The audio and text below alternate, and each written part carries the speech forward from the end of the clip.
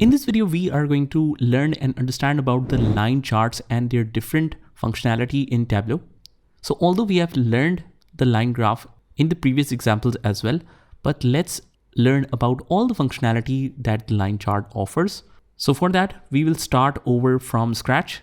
From the main screen, we will connect the Microsoft Excel sheet. And here is the sheet. You already have one. Just open that up. And let's go directly to the sheet because we are not going to link it with multiple sheets or multiple files. So this is basically a linking sheet. Click on sheet number 1.